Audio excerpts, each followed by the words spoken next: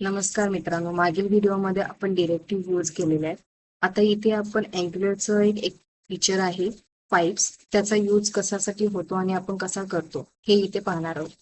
तर पाईप्सचा main use आपल्याला जर समजून घ्यायचा असेल तर सपोज डेटाबेसमध्ये जी व्हॅल्यू आहे ती यूआयला कशा पद्धतीने दाखवायची, अप्पर केसमध्ये, लोअर केसमध्ये, टायटल केसमध्ये किंवा डेट कोणत्या फॉर्मॅटमध्ये दाखवायची. तर हे शो करण्यासाठी आपण पाईप्सचा यूज करतो.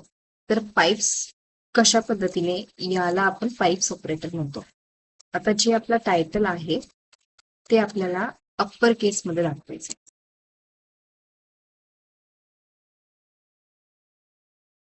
जे काही डेटाबेसमध्ये टायटल सेव्ह आहे, लोअर केसमध्ये असेल किंवा टायटल केसमध्ये असेल, तर त्याला आपल्याला अप्पर केसमध्ये दाखवायचे. तर इथे हे तुम्ही बघू शकता, पूर्ण अप्पर केसमध्ये दिसतं. त्याच पद्धतीने तुम्ही लोअर केसमध्ये पण शो करू शकता.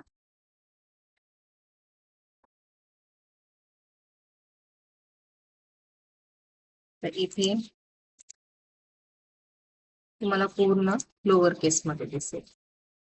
आता फर्स्ट लेटर कॅपिटल आणि बाकीचे स्मॉल मध्ये जर दाखवायचं असेल तर काय यूज करणार आपण, टायटल केस. तर हे खूप सिम्पल आहे. आपल्याला यूआयला डेटा कसा दाखवायचा हे आपण युजरच्या रिक्वायरमेंटनुसार, क्लायंटच्या रिक्वायरमेंटनुसार आपण डिसाईड करू शकतो.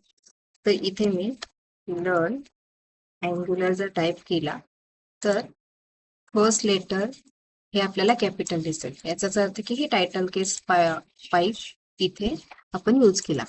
आता रिअल प्रोजेक्टमध्ये पाईपचा मेन यूज हा डेट फॉर्मॅटसाठी होतो. म्हणजे डेटाबेसमध्ये जी डेट आहे तीच आपण ॲज इट इज यूआयला दाखवू नाही शकत. तर ती कशा पद्धतीने दाखवायची हे आपण पाईपचा यूज करून ठरवू शकतो.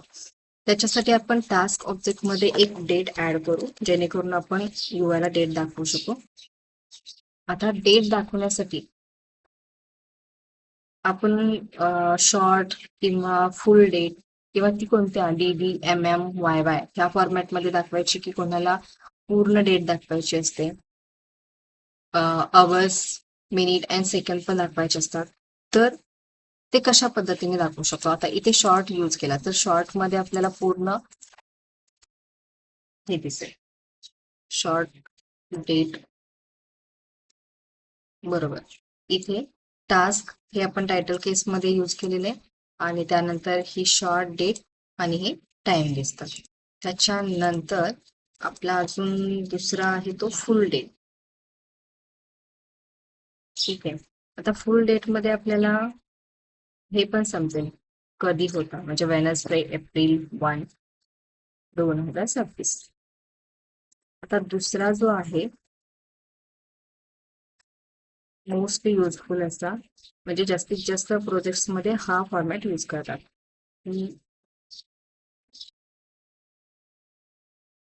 आता याच्या पुढे तुम्ही अवर्स, मिनिट अँड सेकंड सुद्धा ऍड करू शकता.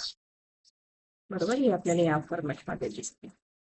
तर तुम्ही ऍज अ टास्क म्हणून इथे टायमिंग ऍड करा, त्याचे अवर्स, मिनिट अँड सेकंड दिसले पाहिजेत अशा पद्धतीने. तर हे खूप सिम्पल आहे, हे तुम्ही ट्राय करून बघा. पाईप्स कसे यूज करतात, काय यूज करतात. आता आपण इथे डेटाबेस यूज नाही करत आहोत, त्यामुळे आपण जे ऍड करतो त्यालाच इथे आपण शो करत आहे. तर भेटूयात नेक्स्ट व्हिडिओमध्ये. नेक्स्ट व्हिडिओमध्ये आपण सर्व्हिसेस क्रिएट करणार आहोत आणि सर्व्हिसेस का यूज करणार आहोत ते एक्सप्लेन करणार आहोत.